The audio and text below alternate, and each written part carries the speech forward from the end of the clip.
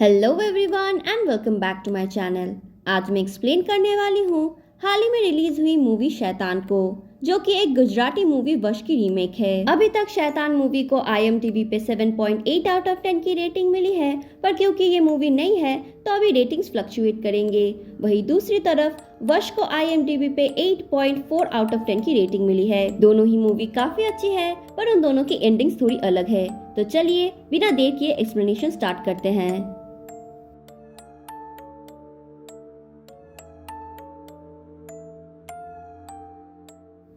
तो मूवी के शुरुआत में हम एक मरे हुए चूहे को देखते हैं, जिसे कोई एक पॉलीथिन के प्लास्टिक में डालता है और वहां से लेके चला जाता है। अब यहाँ सीन शिफ्ट होता है और हम मिलते हैं कबीर से, जो कि अपने बेटे ध्रुव के साथ अपनी बड़ी बेटी जानवी को कॉलेज से पिकअप करने गया था। यहाँ जानवी कबीर को बताती है कि वो अपने कॉलेज के दोस्तों के साथ लद्दाख ट्रिप पे जाना चाहती है, जो सुन के पहले तो कबीर मना करता है, पर थोड़ी जिद के बाद कबीर मान जाता है। पर इसके बदले जानवी को उसके कुछ शर्त मानने पड़ेंगे, जैसे उसके जो भी दोस्त जा रहे हैं सबके कॉन्टैक्ट लिस्ट उसको देना है और साथ ही अपना लाइव लोकेशन भी ऑन रखना है। जानवी भी ये सारी बातें मान जाती है और उसके बाद हमें इनका हैप्पी फैमिली दिखाया जाता है, जहां हम इनकी माँ ज्योति से भी मिलते हैं। अब जानवी के लद्दाख ट्रिप के पहले कबीर अपने पूरे फैमिली के साथ एक छोटे से ट्रिप में जाना चाहता था अपने फार्म हाउस पे, तो वो लोग पैक करते हैं और अगले ही दिन निकल जाते हैं ट्रिप के लिए। अब बीच रास्ते में वो लोग एक ढाबे पे रुकते हैं और खाने के लिए पराठा ऑर्डर करते हैं, पर पराठा काफी ऑयली था,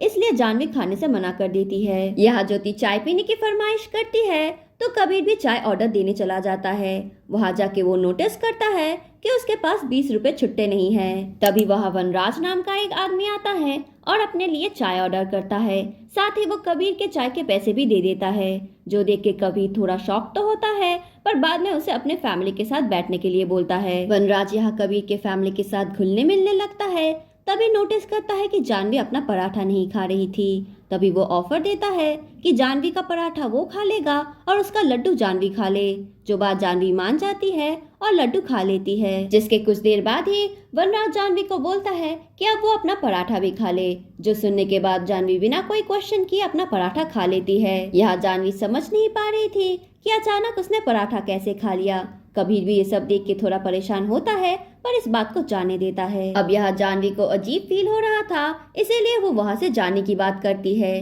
तभी उसके गाड़ी के सामने वनराज आता है और उसे एक बिस्किट का पैकेट देता है और बताता है कि उसके फार्म हाउस पहुंचने के बाद वो सबसे पहले इस बिस्किट को खाएगी। पता नहीं क्यों, पर जानवी भी वो पैकेट ले लेती है और फार्म हाउस पहुंचने के बाद सबसे पहले बिस्किट खाती है। इसके बाद वो सभी पूल में एक साथ एंजॉय ही कर रहे थे कि तभी ज्योति नोटिस करती है कि उनके फार्म हाउस के बाहर वनराज खड़ा है।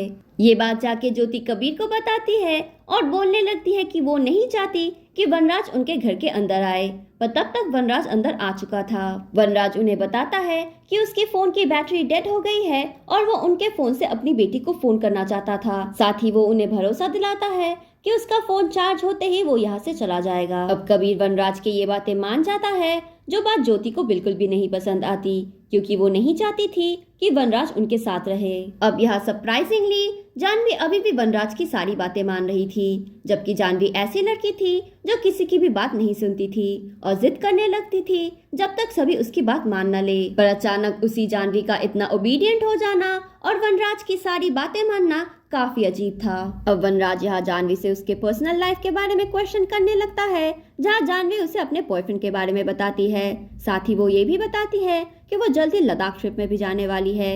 उनका ये कन्वर्सेशन एक ऑकवर्ड मोड़ ले ही रहा था कि तभी वहाँ पर ध्रुव आ जाता है। ध्रुव जिद करने लगता है कि वो जानवी के साथ खेलना चाहता है, जो बात वनराज को बिल्कुल भी पसंद नहीं आती, तो वो जानवी को कमांड देता है कि जानवी ध्रुव के साथ ऐसे खेले कि ध्रुव कभी जिंदगी में उसके साथ फिर से खेलना ही ना चाहे। फिर हम जानवी को देखते हैं जो कि ध्रुव को काफी डेंजरस तरीके से झूला झुला रही थी, जिस बात से ध्रुव काफी डर जाता है और इस बात को कबीर भी नोटिस करता है।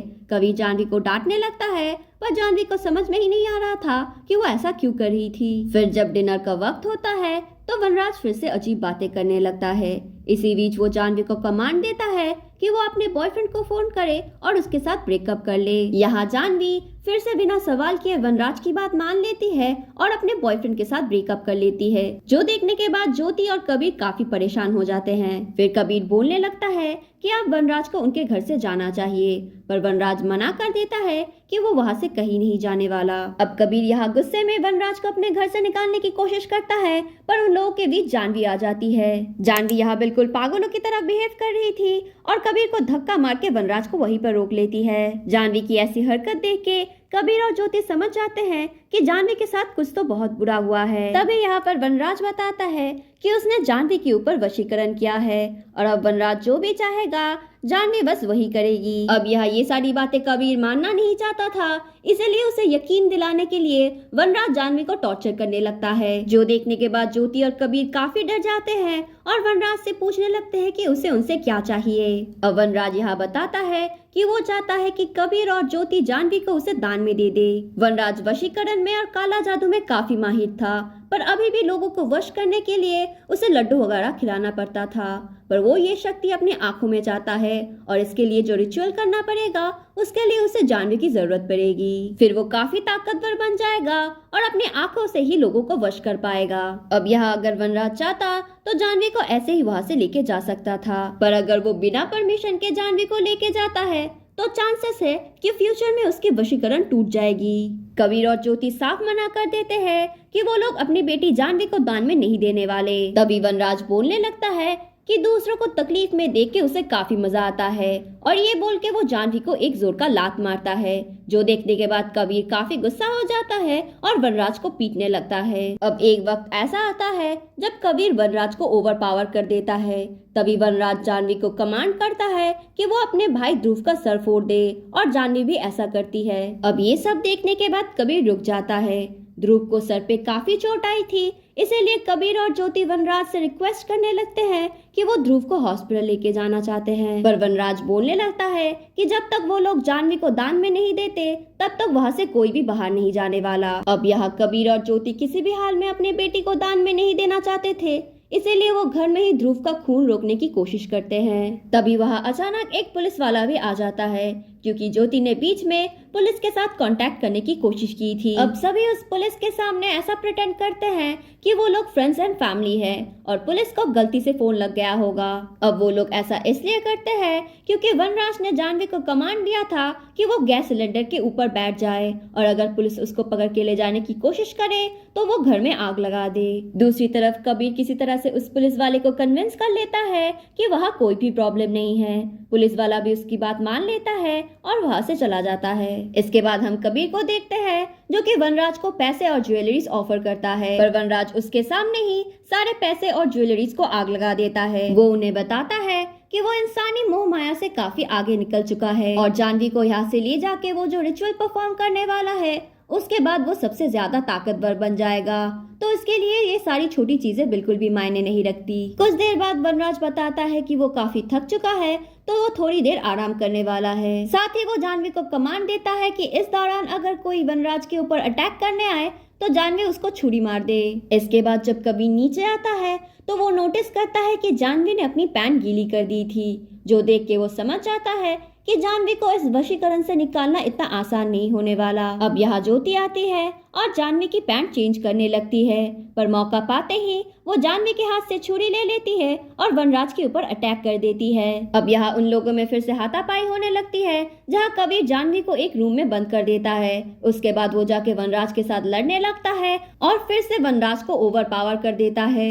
अब वनराज जानवी को कमांड देता है कि वो जोर जोर से हंसने लगे, जिसको सुनने के बाद जानवी भी हंसने लगती है। अब यहाँ फिर से ना चाहते हुए भी कबीर को वनराज को छोड़ना ही पड़ता है, क्योंकि अगर वो वनराज को मार भी देता तो भी जानवी उसके वशीकरण से बाहर नहीं निकलती और शायद सारी जिंदगी ऐसे हंसती ही रहती। अब इनकी इन हरकतों की वजह से वनराज काफी गुस्सा हो चुका था, इसीलिए वो जानवी को कमांड देता है कि वो अपने भाई ध्रुव को जान से मार दे। ज्योति और कबीर जानवी को रोकने की पूरी कोशिश करते हैं, पर किसी तरह से जानवी ध्रुव को छत पे ढूंढ ही लेती है, जिसके बाद वो ध्रुव को छत से नीचे फेंक देती है। अब इतने ऊपर से नीचे गिरने की वजह से ध्रुव की हालत काफी खराब हो जाती है, जिसके बाद ना चाहते हुए भी कबीर और ज्योति जानवी को दान में दे देते हैं। कबीर ज्योति को बोलता है कि वो ध्रुव को लेके हॉस्पिटल जाए और तब तक वो उनकी बेटी को वापस लेके आएगा। एक्चुअली हाथापाई के टाइम में कबीर ने जीपीएस ऑन करके एक फोन जानवी के पॉकेट में डाल दिया था।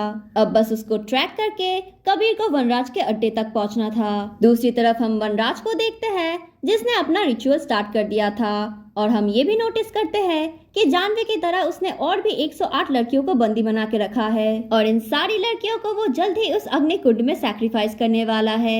अब जब कबीर उस जगह में पहुंचता है तब कुछ लड़कियां उसके ऊपर अटैक कर देती है जो कि उस जगह की रक्षा कर रही थी। उनसे लड़के कबीर जब जैसे तैसे अंदर जाता है तब सारी लड़कियां उसके ऊपर हमला कर देती है और घसीट के उसे वनराज के पास ले जाती है। वनराज यहाँ कुछ देर के लिए अपने रिचुअल को रोकता है और कबीर को बताने लगता है कि कैसे इन सारी लड़कियों को सैक्रिफाइस करने के बाद वो दुनिया का सबसे ज्यादा ताकतवर इंसान बन जाएगा। इसके बाद वो फिर से अपना रिचुअल स्टार्ट करता है और इससे पहले कि वो अपना रिचुअल खत्म करे और लड़कियां अग्निकुंड में कूद जाए, अचानक कबीर वनराज के ऊपर वार करता है और उसकी जीभ काट के अग्निकुंड में फेंक देता है, जिसके बाद सारी लड़कियां आउट ऑफ कंट्रोल हो जाती है और कबीर के ऊपर अटैक कर देती है। तभी वहाँ अचानक वनराज की आवाज आती है जो सारी लड़कियों को कमांड करता है कि वो लोग वशीकरण से बाहर आए और फिर से नॉर्मल बन जाए, जिसके बाद सारी लड़कियां नॉर्मल बन जाती है। तभी हमें एक फ्लैशबैक दिखाया जाता है जहां कबीर के साथ आर्ग्यूमेंट के दौरान वनराज उसे टॉन्ट करता है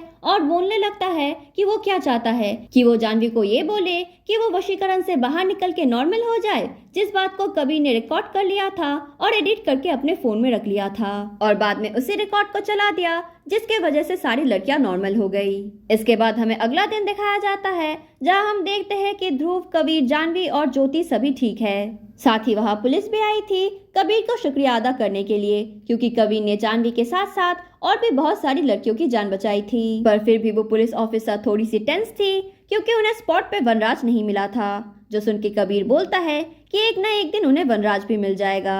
इसी के बाद हमें एक साल बाद का वक्त दिखाया जाता है जहां हम देखते हैं कि कबीर अपने फैमिली के साथ काफी खुश है। फिर हम एक आदमी को देखते हैं जो कि एक मरे हुए चूहे को लेकर जंगल की तरफ जा रहा था और ये आदमी और कोई नहीं बल्कि कबीर था जो कि एक बेसमेंट के अंदर जाता है। यहाँ हम देखते हैं कि कबीर ने वनराज को वहाँ पर बंदी बना के रखा था और पिछले एक साल से वो वनराज को मरा हुआ चूहा और चाय पत्ती खाने देता है। वनराज ने उन सारी लड़कियों को काफी टॉर्चर किया था जिनका बदला अभी कबीर ले रहा है। कबीर वनराज को बताने लगता है कि जब बात बच्चों पे आती है तब कोई भी शैतान एक पिता से जीत नहीं सकता और मूवी यहीं पर खत्म हो जाती है। अब आप में से जिन लोगों ने भी वश मूवी देखी है उनको पता होगा कि शैतान मूवी वश मूवी से काफी अलग है। स्पेशली एंडिंग तो बिल्कुल ही चेंज कर दी गई है। जहां एक तरफ वश की एंडिंग काफी डार्क थी, वही दूसरी तरफ शैतान मूवी को एक हैप्पी एंडिंग दिया गया है। एनीवे, यही थी इस मूवी की कहानी। आई होप आप लोगों को मेरा एक्सप्लेनेशन पसंद आया होगा और इसी बात पे don't forget to like, share and subscribe to my channel ताकि मैं ऐसे वीडियोस आपके लिए और भी लाती रहूं। तब तक आप लोग मेरी बाकी वीडियोस चेकआउट कर सकते हैं और हम मिलेंगे अगले एक वीडियो में। बाय।